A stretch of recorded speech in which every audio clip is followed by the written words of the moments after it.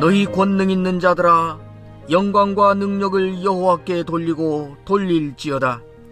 여호와께 그의 이름에 합당한 영광을 돌리며 거룩한 옷을 입고 여호와께 예배할지어다. 아멘.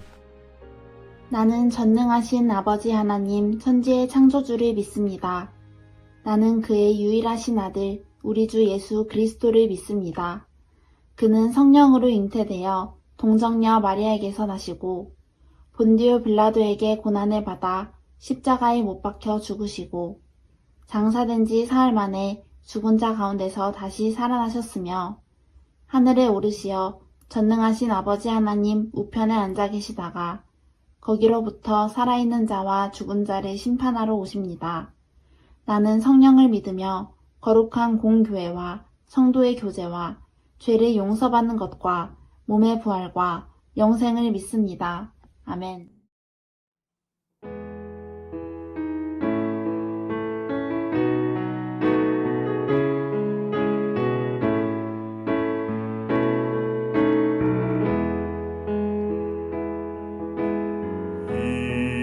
이곳에 생명샘 솟아나 눈물 골짝 지나갈 때에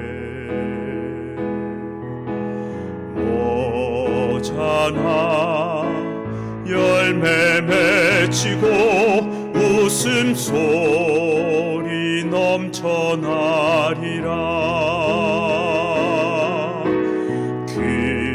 그날에 하늘이 열리고 모든 이가 보게 되리라. 마침내 꽃들이 피고 영광의 주가 오시리라. 꽃들도 구름도 바람도 넓은 바다도 찬양하라 찬양하라 예수를. 하늘을 울리며 노래해 나의 영혼아. 은혜의 주 은혜의 주 은혜의 주. 하늘을 울리며 노래해 나의 영혼아. 은혜의 주 은혜의 주 은혜의 주.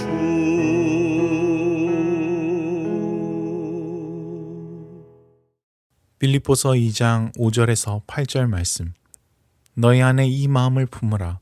곧 그리스도 예수의 마음이니 그는 근본 하나님의 본체시나 하나님과 동등됨을 취할 것으로 여기지 아니하시고 오히려 자기를 비워 종의 형체를 가지사 사람들과 같이 되셨고 사람의 모양으로 나타나사 자기를 낮추시고 죽기까지 복종하셨으니 곧 십자가에 죽으심이라. 오늘 본문 말씀은 그 첫 마디를 이렇게 시작합니다. 너희 안에 이 마음을 품으라. 곧 그리스도 예수의 마음이다.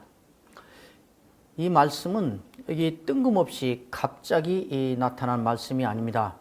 지난주에 잠깐 말씀드린 바와 같이 사도 바울은 빌립보서 2장에서 들어오자마자 1절에서 4절 앞단락에서 신앙 공동체로서의 교회에는 많은 일들이 있는데 그 일들을 하는 원칙과 정신과 태도가 무엇인가 행동 지침을 주는 말을 했었습니다.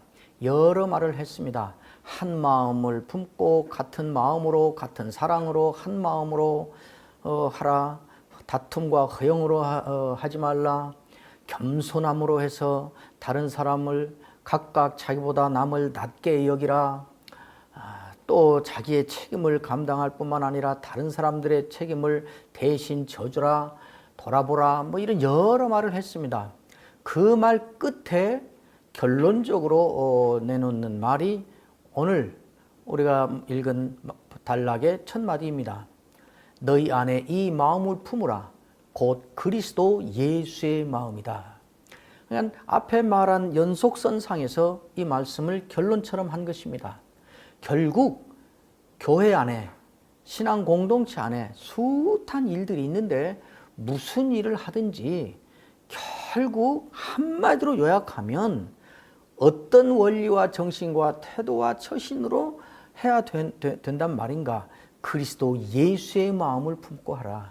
한 마음으로 하고 같은 사랑으로 하고 같은 마음으로 하고 같은 뜻으로 하고 겸손함으로 하고 각각 나보다 다른 사람을 낮게 여기고 다툼과 허영으로 하지 말고 내 책임을 감당하고 다른 사람들의 짐을 돌아보고 이거 다 잊어버리고 그때마다 하나씩 다시 법전을 찾아보듯이 따져보고 이거구나 그렇게 하지 않아도 이렇게 하면 그 모든 것을 한 것이 된다라고 내놓는 것이 그리스도 예수의 마음을 품으라 이렇게 한 것입니다.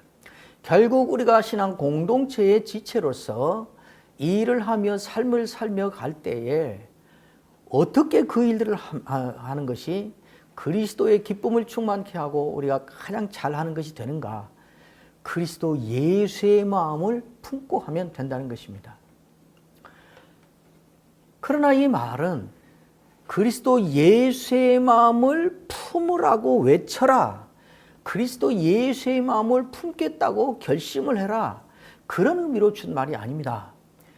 그리스도 예수의 마음을 품으라고 주신 말씀입니다. 우리가 성경을 읽을 때에 혹은 우리 설교자들이 설교할 때에 흔히 범하는 실수가 그 가운데 하나입니다. 그리스도 예수의 마음을 품읍시다.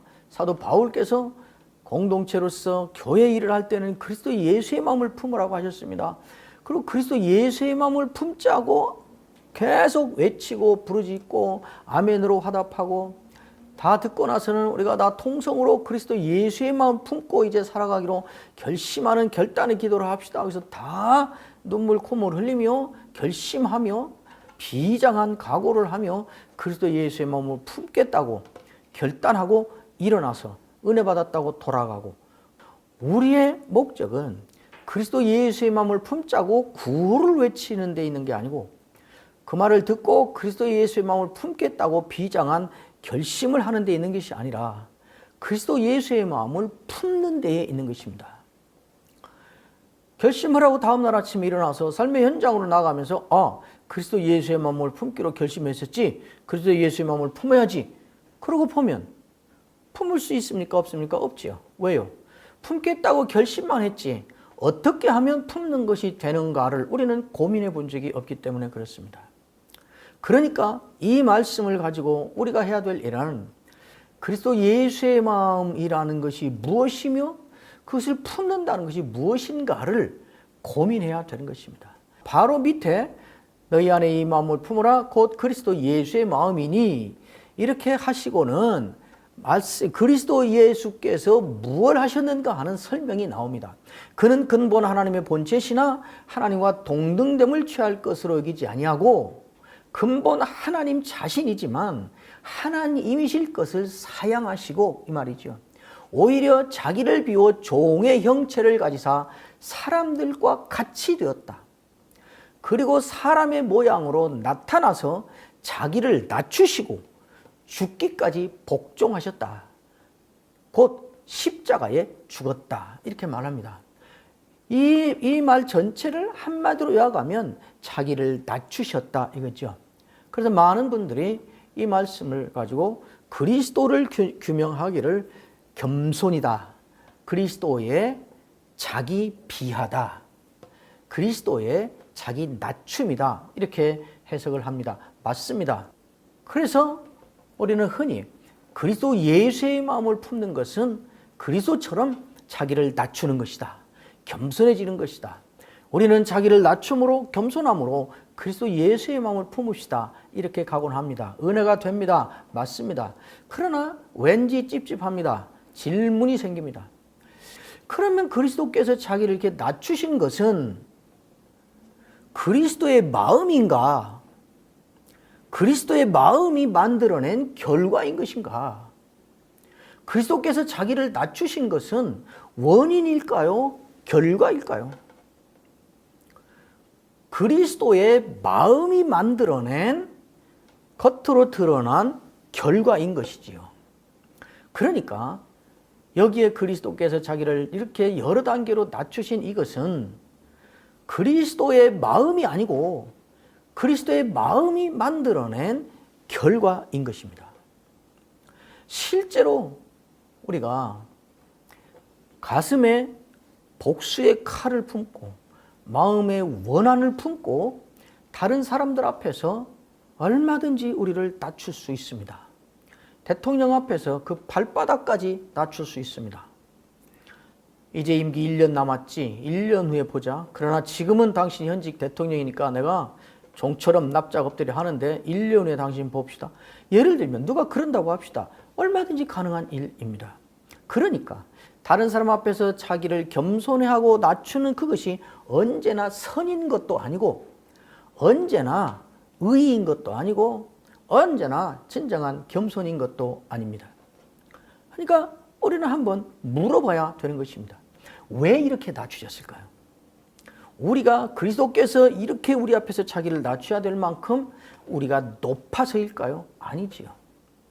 그리스도 예수께서 모든 인류에게, 우리에게 봐라, 나는 이렇게 겸손한 존재야. 알았지? 이렇게 당신의 겸손함을 증거하기 위해서 낮추셨을까요? 그렇지 않습니다. 그리스도 예수께서는 왜 이렇게 자기를 이렇게 낮추셨을까요? 그리스도께서 이렇게 낮추셨다. 십자가에 죽으셨다. 하나님이신데 이렇게 낮추셨다. 빌립보서 2장 6, 7, 8절 우리 본문에서 말한 것처럼 단계별로 자세하게 말한 곳도 있지만 어느 곳은 그냥 하나님이 그를 보냈다. 그가 십자가에 죽었다. 자기 몸을 내어줬다. 이렇게 간략하게 표현하는 경우도 있습니다.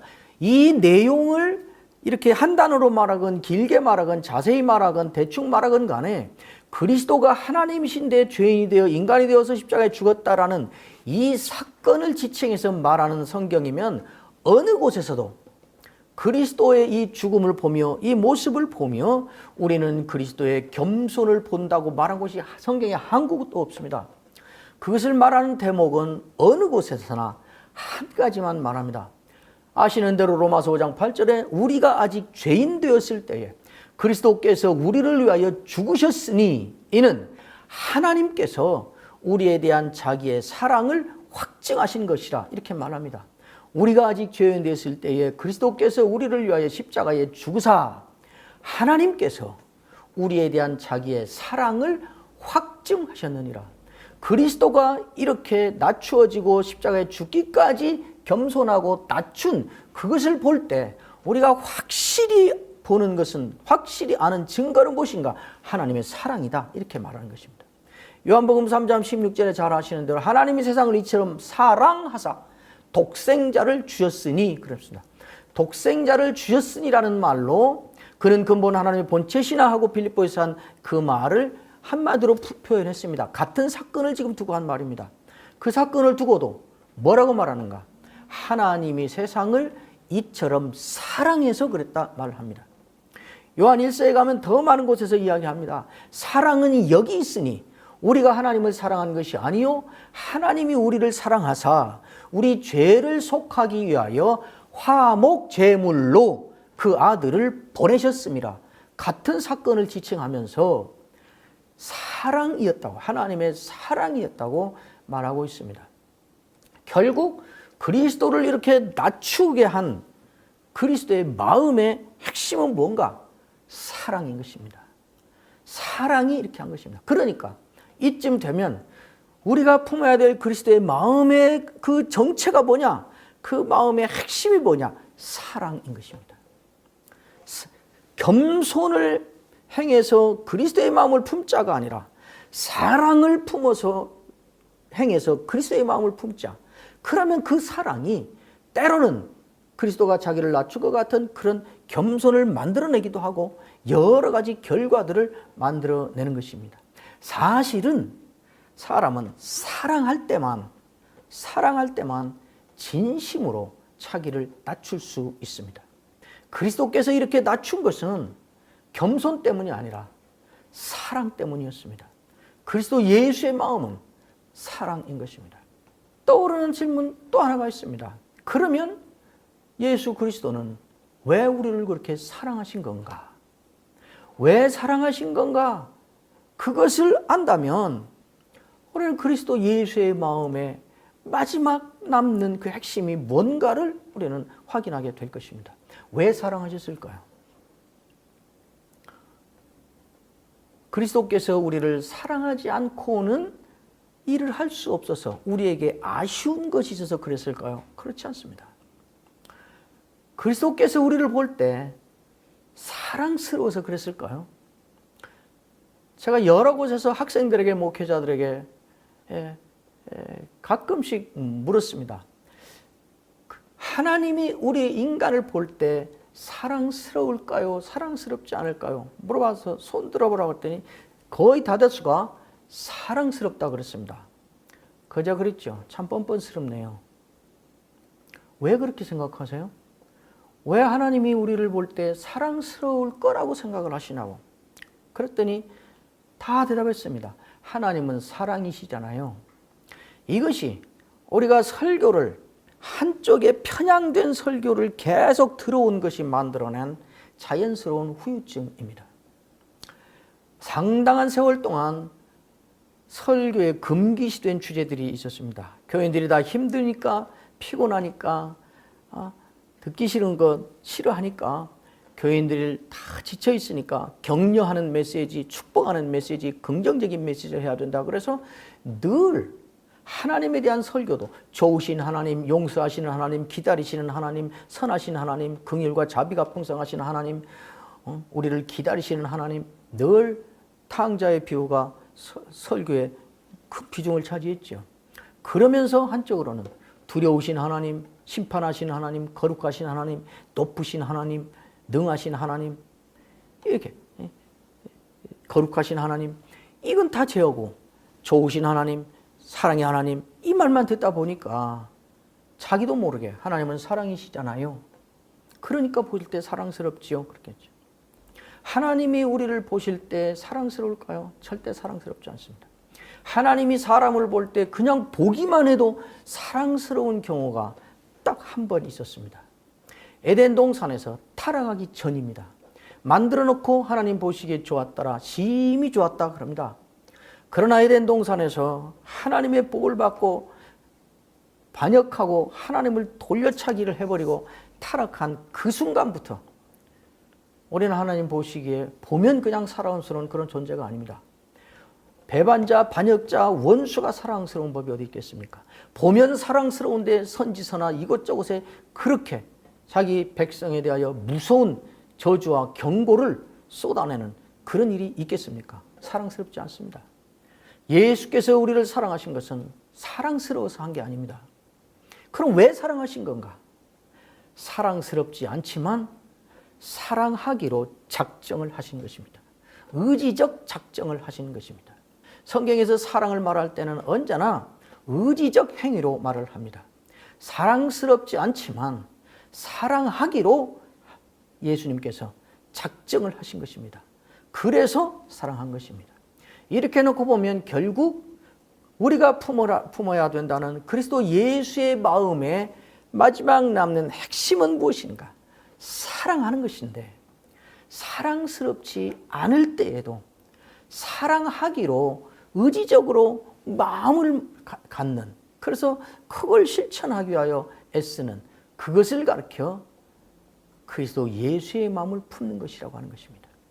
평생 한 번도 나는 그리스도 예수의 마음을 품고 살 거야, 나는 그리스도 예수의 마음을 품기로 했어, 그리스도 예수의 마음을 품어야 돼 라는 말, 그리스도 예수의 마음을 품는다는 말을 평생 한 번도 말하지 않아도 사랑스럽지 않은 사람인데도 사랑해 보려고, 최소한 미워는 안 해보려고라도 애를 쓰고 그것 때문에 고민하고 괴로워하는 모습을 보면 그 사람은 그리스도 예수의 마음을 품고 있는 사람입니다.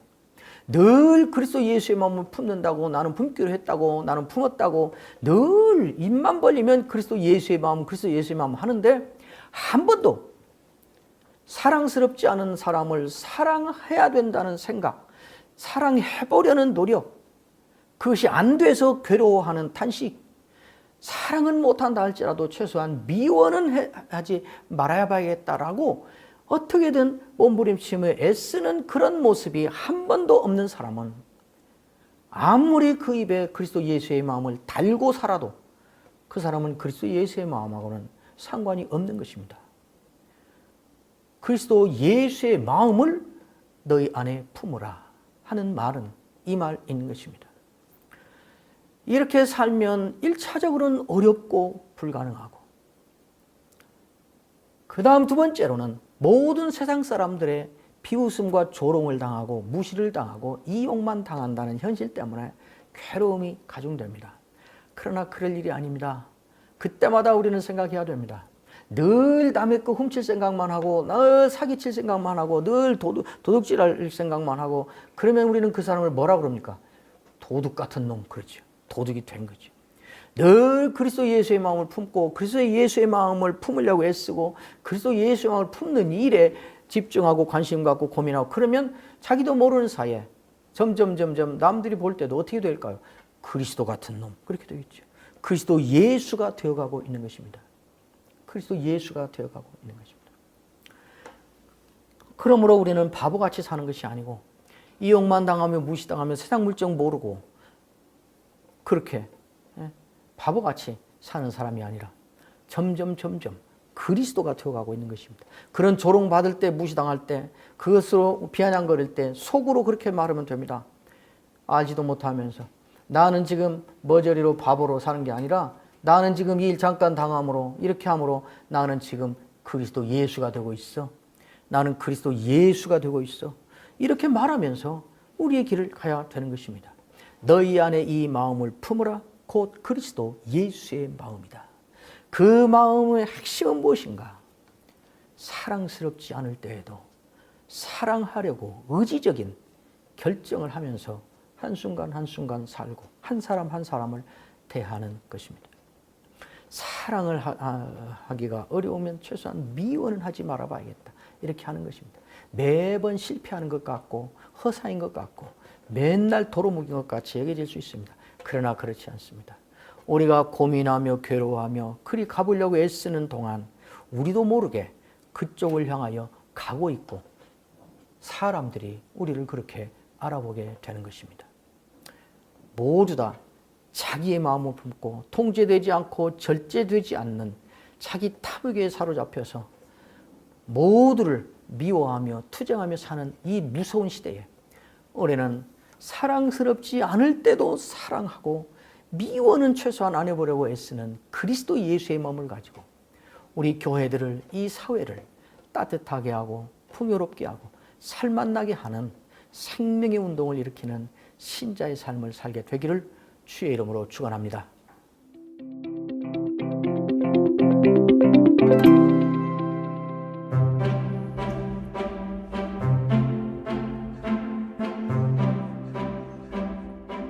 하나님은 사람을 창조하시고 복을 주셨습니다. 그 복의 핵심은 하나님과 동행하는 것이었습니다. 사람이 타락하자마자 하나님이 무서워서 숨고 하나님은 사람을 내쫓아버렸습니다. 동행이 끊어진 것입니다.